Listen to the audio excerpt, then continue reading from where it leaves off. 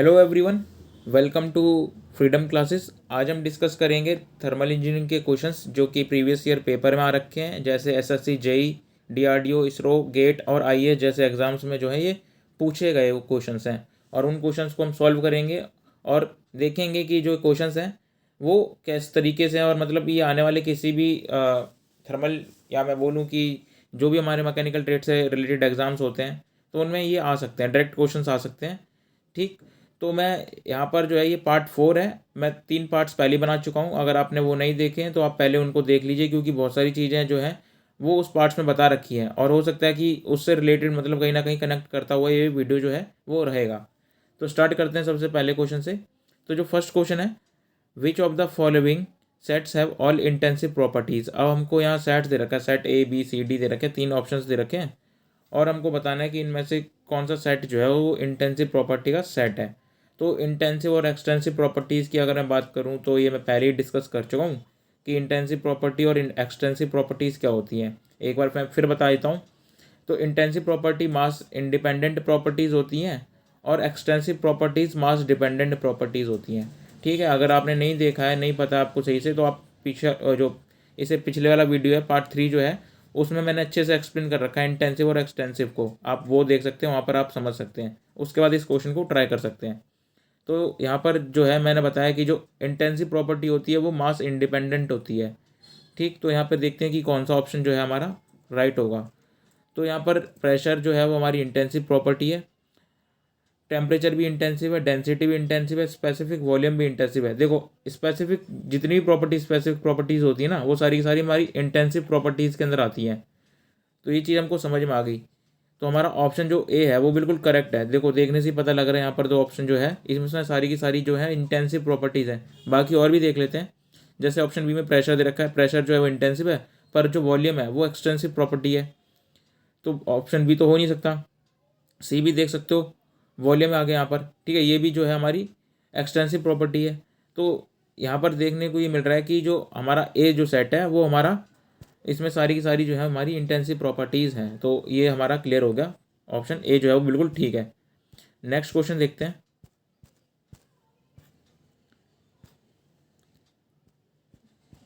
Consider the following properties. अब हमको बतानी है कि ये जो प्रॉपर्टीज़ दे रखी हैं, energy, entropy, Gibbs energy, volume, pressure, temperature, viscosity, elasticity, इनमें से which of the above are intensive property. देखो, इंटेंसिव और एक्सटेंसिव प्रॉपर्टी से बहुत सारे क्वेश्चंस बन जाते हैं। अब यहीं पे आप देख लो कि ये क्वेश्चंस कैसे कैसे घुमा फिरा के पूछ रहे हैं। ठीक है, तो यहाँ पर हमको बताना है कि इनमें से कौन कौन सी जो प्रॉपर्टीज़ हैं वो इंटेंसिव प्रॉपर्टीज़ हैं। इससे पिछले वाले क्वेश्चन में ना अभी हमने डिस्कस करा कि इंटेंसिव प्रॉपर्टी क्या होती हैं, जो कि मास इंडिपेंडेंट प्रॉपर्टीज़ होती हैं, वो हमारी सारी की सारी इंटेंसिव प्रॉपर्टी कहलाती हैं। ठीक है, तो यहाँ पर हम देखते हैं कि कौन कौन सी जो प्रॉपर्टी है वो हमारी इंटेंसिव प्रॉपर्टी है।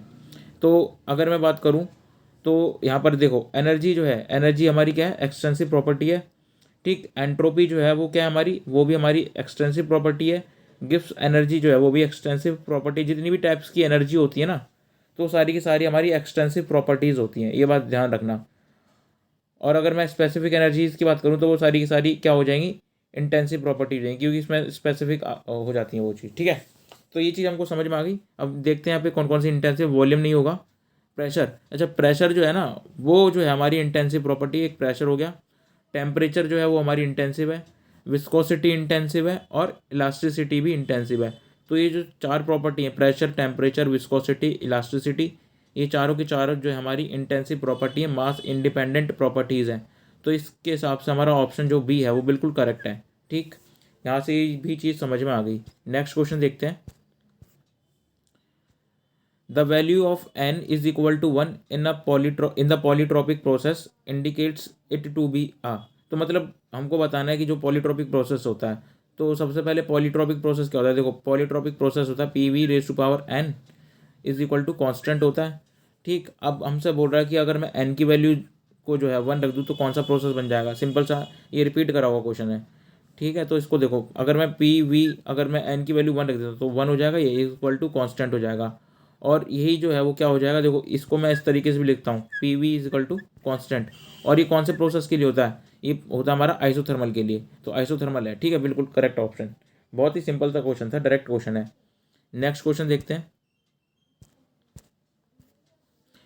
विच thermometer is independent of the substance और material used in its construction. अब ये जो क्वेश्चन है ना, ये भी बहुत सिंपल क्वेश्चन है। अब हमको यहाँ थर्मामीटर बताना है जो कि इंडिपेंडेंट ऑफ सब्सटेंस और material used in its construction. तो सिंपल सा क्वेश्चन है। देखो यहाँ पर क्या है, जो आइडियल गैस थर्मामीटर होता है वो इंडिपेंडेंट ऑफ सब्सटेंस होता है और material used in its construction. ठीक है, जो आइडियल थर्मामीटर होता है वो जो है वो हमारा क्या होता है, वो इंडिपेंडेंट ऑफ द सब्सटेंस और material used in its construction जो होता है। सिंपल सा क्वेश्चन था। देखो तो जो आइडियल थर्मामीटर होता है वो हमारा यहाँ पर करेक्ट ऑप्शन होगा। और वो किस लॉ पे काम करता है, देखो जीरो लॉ पे काम करेगा। सिंपल सी बात है, आइडियल गैस थर्मामीटर जो है ना वो बेस्ड होता है हमारा आइडियल गैस इक्वेशन पर। ठीक है, आइडियल गैस थर्मामीटर जो है वो आइडियल गैस पे बेस्ड होता है और वो क्या होती है, P V is equal to n P V. Ideal gas equation होती है P V is equal to n R T, n R T. ठीक, तो ये चीज़ हमको समझ में आ गया। यहाँ पर जो ऑप्शन सी है वो बिल्कुल ठीक है। आइडियल गैस थर्मामीटर जो है वो हमारा क्या होगा, इंडिपेंडेंट ऑफ सब्सटेंस होता है और material used in its construction. तो हमारा बिल्कुल सिंपल सा क्वेश्चन था। नेक्स्ट क्वेश्चन देखते हैं। For polytropic process P V raise to power n is equal to constant, the value of n between two state 1 and 2 is given as. देखो यार ये डायरेक्ट न्यूमेरिकल क्वेश्चन ही है। वैसे थोड़ा कॉन्सेप्ट अगर आपको पता है तो आप इजीली आंसर कर सकते हो। मैं आपको डायरेक्ट यहाँ पर बता देता हूँ कि जो हमारा जो n की वैल्यू के लिए जो होगा वो क्या होगा। ठीक है, तो n इज इक्वल टू होगा L N P one by P two divided by L N V two by V one. ठीक है, तो यहाँ से जो ऑप्शन हमारा मैच कर रहा है, ऑप्शन देख लेते हैं कौन सा मैच कर रहा है। ऑप्शन डी जो है वो बिल्कुल करेक्ट है। ठीक है, तो यार देखो इसको जो है ना, अगर मैं समझाऊंगा तो थोड़ा लंबा चला जाएगा। इसके लिए मैं अलग जो है वीडियो बना दूंगा जो आप आसानी से समझ सकते हो उसको वहाँ से। ठीक, नेक्स्ट क्वेश्चन देखते हैं। अ pump handling a liquid rises its pressure from 1 bar to 30 bar, takes the density of the liquid as 990 kg per meter cube. The isentropic specific work done by the pump in kilojoule is। ये numerical है question, जो है बहुत simple numerical है। ठीक है, तो देखो यहाँ पे हमको क्या क्या दे रखा है। तो प्रेशर दे रखा है P1, P1 दे रखा है कितना 1 बार, P1 दे रखा है 1 बार। और हमको P2 दे रखा है कितना 30 बार, P2 दे रखा है 30 बार, P2 30 बार दे रखा है। और डेंसिटी हमको दे रखी है कितनी 990 डेंसिटी दे रखी है। तो अब हमको निकालना है specific work done by the pump. तो स्पेसिफिक वर्क डन, जो वर्क डन होगा WD, वो क्या होगा। देखो सिंपल सा क्वेश्चन है, न्यूमेरिकल है, P2 minus P1 bye row.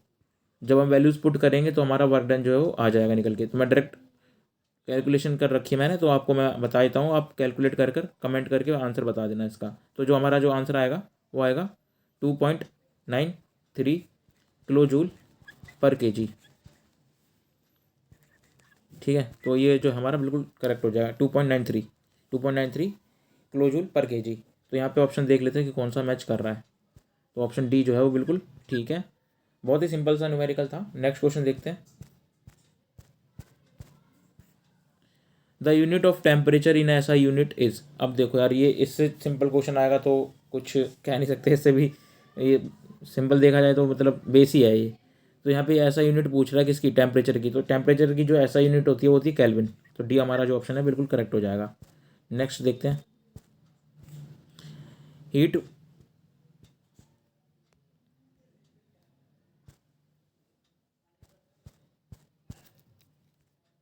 Heat flow from one body to other when they have. अब यहाँ पर देखो ये जो क्वेश्चन है इसमें बोल रहा है कि जो हीट फ्लो करती है वन बॉडी से दूसरी बॉडी में, तो वो किसकी वजह से करती है। तो आपको पता है एक चीज़ कि जो क्यू जो होता है ये हीट होता है, और हीट इसका जो फॉर्मूला होता है वो क्या होता है, mc∆T होता है। ठीक है, और मैं इसको ऐसे भी लिख सकता हूँ, Q is directly proportional to ∆T। ठीक, और अगर अगर टेम्परेचर जो है टेम्परेचर में चेंज आएगा तो क्या होगा, तभी हमारा जो है वो क्या होगा, हीट फ्लो होगा। ठीक है, हीट फ्लो होगा। तो सिंपल सी बात है कि T2 माइनस T1 होगा, तभी जो है वो हीट फ्लो होगा हमारा। तो डायरेक्टली हमको क्या दिख रहा है, जो हीट जो है वो डायरेक्टली प्रोपोर्शनल है किसके, चेंज इन टेम्परेचर के। तो जब टेम्परेचर के बीच में डिफरेंस होगा, ठीक है, लोअर बॉडी टेम्परेचर और हायर बॉडी टेम्परेचर होगा, तभी जो है वो हीट फ्लो हो पाएगा। तो यहाँ क्या होना चाहिए ऑप्शन में, देख लेते हैं। डिफरेंस इन स्पेसिफिक हीट्स नहीं होगा, हीट कंटेंट नहीं होगा, डिफरेंट हीट कंटेंट नहीं होगा, डिफरेंट एटॉमिक स्ट्रक्चर नहीं होगा, डिफरेंट टेम्परेचर। तो मतलब यहाँ पर सिंपल ये बोला गया टेम्परेचर डिवाइड है, ठीक है, एक लोअर बॉडी एक हायर बॉडी टेम्परेचर है, तो क्या होगा, मान लेते हैं ये T1 है और ये T2 है, तो इसका मान लेते हैं कि T1 जो है वो T2 से ज़्यादा है, तो टेम्परेचर जो है कुछ इस तरीके से फ्लो होगा, T1 से T2 में जाएगा। तो टेम्परेचर डिफरेंस होना जरूरी है हीट फ्लो होने के लिए, ठीक है, समझ में आ गया क्वेश्चन। नेक्स्ट देखते हैं। The work done per unit mass of air in a compressor will be minimum when n is equal to 1। देखो यहाँ पे ये डायरेक्ट थ्योरी का क्वेश्चन है, इसमें कुछ ज़्यादा कुछ बताने की जरूरत भी नहीं है। और ये जो है ना P V is equal to constant होता है, ठीक। अब ये कांस्टेंट होगा तो n की वैल्यू यहाँ पे क्या होगी, n की वैल्यू 1 होगी। तो बहुत ही सिंपल सा क्वेश्चन है, हमारा ऑप्शन जो है ए हो जाएगा। नेक्स्ट क्वेश्चन देखते हैं। If the internal energy and enthalpy of a gaseous substance are function only of temperature and are independent of pressure then the substance must be. अब यार देखो ये जो क्वेश्चन है बहुत ही सिंपल क्वेश्चन है, रिपीट करा हुआ क्वेश्चन है, ठीक है, पहले ही मैं डिस्कस कर चुका हूँ इस क्वेश्चन को। यहाँ बोल रहा है कि आइडियल गैस के लिए जो इंटरनल एनर्जी होती है, यू जो होता है, वो फंक्शन होता है टेम्परेचर का, ठीक है, ये मैं पहले भी डिस्कस कर चुका हूँ, यहाँ से ये चीज़ समझ लेना, ठीक। तो यहाँ पर जो हमारा ऑप्शन जो है वो आइडियल गैस के लिए होगा, ठीक, एन आइडियल गैस, जो हमारा बी ऑप्शन जो है वो बिल्कुल करेक्ट हो जाएगा। देखो इसरो में पूछा गया क्वेश्चन है ये। नेक्स्ट क्वेश्चन देखते हैं। अ थर्मोडाइनमिक सिस्टम रेफर्स टू। अब यार इससे इजी क्वेश्चन तो आ जाए तो फिर बात ही अलग है। देखो थर्मोडाइनमिक सिस्टम क्या होता है, एक सिस्टम क्या होता है, सिंपल सी पहली बात समझो, ऐसा एक पर्टिकुलर स्पेस या रीजन जिस पर हमारा पूरा का पूरा कॉन्सेंट्रेशन होता है, हम पूरी की पूरी स्टडी करते हैं, ठीक। तो ये हमारा क्या होता है, एक सिस्टम होता है, सिस्टम कहलाता है। तो यहाँ देखते हैं कि कौन सा ऑप्शन हमारा मैच कर रहा है। एनी डिफाइंड रीजन इन ए स्पेस, ठीक है, थोड़ा सा मैच कर रहा है, रिलेवेंट सा क्वेश्चन लग रहा है। और देख लेते हैं। A specified mass in a fluid, बिल्कुल गलत। A specified region of a constant volume, ये भी नहीं होगा। A prescribe and identifiable quantity of matter, ये बिल्कुल ठीक है। देखो ये यहाँ पर ये बता रहा है कि देखो एक हमारे पास सिस्टम है, इसके अंदर कोई ना कोई इसका टेम्परेचर प्रेशर जो भी है इसकी जो है प्रॉपर्टीज़ होंगी इसके अंदर, और इसी की हम स्टडी करते हैं किसमें, सिस्टम के अंदर में, थर्मोडाइनमिक सिस्टम के अंदर में। तो डी जो है वो बिल्कुल करेक्ट आंसर हो जाएगा। नेक्स्ट क्वेश्चन जो है देख लेते हैं। The thermodynamic process in which the heat energy supplied is use to increase the internal energy. अब यार देखो ये भी बहुत ही सिंपल सा क्वेश्चन है। अब यहाँ हमको बताना है कि कौन सा प्रोसेस है जिसमें जो है हीट एनर्जी सप्लाई होती है use to increase the internal energy, internal energy को इंक्रीज करने के लिए। तो यहाँ मैं आपको बता दूँ कि जो इंटरनल एनर्जी होता है Q is equal to DU plus PD भी होता है, ये हमको पता है फर्स्ट लॉ ऑफ थर्मोडाइनमिक से, ठीक। अब V जो है, V को अगर मैं कांस्टेंट कर दूँ, V जो है अगर कांस्टेंट हो जाएगा तो DV जो है वो जीरो हो जाएगा, ठीक, DV जीरो हो जाएगा। तो जो Q है, Q की जो वैल्यू आएगी वो क्या आ जाएगी, Q की वैल्यू आएगी U2 माइनस U1, ठीक है। तो यहाँ पर जो है, यहाँ पर ऑप्शन कौन सा होना चाहिए, देखो V जो है वो कांस्टेंट हो रहा है, आइसोकोरिक प्रोसेस है जो है वो हो रहा है यहाँ पर, ठीक है। वी को जो हम कांस्टेंट रख रहे हैं, तो देख लेते हैं यहाँ पे कौन सा ऑप्शन ठीक है। ये हमारा आइसोकोरिक बिल्कुल ऑप्शन ठीक है। आइसेंट्रोपिक नहीं होगा, आइसोथर्मल नहीं होगा, आइसोबैरिक नहीं होगा। आइसोकोरिक में क्या होता है, वॉल्यूम जो है वो क्या होता है, कांस्टेंट रखते हैं हम उसमें, ठीक। नेक्स्ट क्वेश्चन देखते हैं। The gas R is equal to the. अब देखो ये भी थ्योरी का क्वेश्चन है। आर की जो वैल्यू होती है वो किसके बराबर होती है, तो देखो सबसे पहले मैं बता दूं, जो मेयर्स फार्मूला होता है, मेयर्स फार्मूला जो होता है उसमें जो आर की वैल्यू हम बात करते हैं, तो R is equal to CP minus CV होता है, एक ये होता है। और इसकी जो यूनिट होती है वो होती है किलो जूल, किलो जूल बोल सकते हो या जूल बोल सकते हो, सॉरी एक्चुअली थोड़ा सा मार्कर ख़राब हो गया मेरा, ये जूल पर KG केल्विन, ठीक है। और एक होता है गामा, गामा की जो वैल्यू होती है वो होती है CP/CV, CP/CV, ठीक है, ये यूनिट लेस होता है गामा, और ये स्पेसिफिक हीट रेशियो होता है, ठीक। तो यहाँ पर देख लेते हैं कि कौन सा ऑप्शन जो है वो बिल्कुल मैच कर रहा है हमारा। तो addition of specific heats at constant pressure and constant volume, बिल्कुल गलत है ये तो। एडिशन के लिए बोल रहा है, ऐड तो होता ही नहीं है, माइनस होता है, CP माइनस CV होता है ना। तो ratio of specific heat at constant pressure and specific heat at constant volume, ये भी बिल्कुल गलत बता रहा है। Difference between the specific heat at constant pressure and specific heat at constant volume, बिल्कुल ठीक है। देखो ये बोल रहा है कि जो Cp होता है और माइनस Cv होता है, इसका डिफरेंस होता है R। ठीक है, बिल्कुल ठीक बोल रहा है यहाँ पे। और लास्ट भी देख लेते हैं, product of specific heat at constant pressure and volume, तो ये भी गलत है। ठीक है, तो यहाँ पर हमारा जो ऑप्शन है बिल्कुल करेक्ट कौन सा हो जाएगा, सी जो है वो बिल्कुल करेक्ट हो जाएगा। और सी में क्या बोल रहा है, आर जो है वो किसके बराबर होता है, Cp माइनस Cv का जो है वो डिफरेंस होता है, ये हम ये बोल रहे हैं यहाँ पर। ठीक, तो यहाँ से ये जो है क्वेश्चंस कुछ हमने देखे आज। और आपको अगर कोई भी डाउट लगता है कि हाँ क्वेश्चन में जो है वो थोड़ा सा गड़बड़ है या फिर गलत बताया मैंने, तो आप कमेंट करके ज़रूर बताइए। और हमारे चैनल फ्रीडम क्लासेस को ज़रूर सब्सक्राइब करिए। Thank you.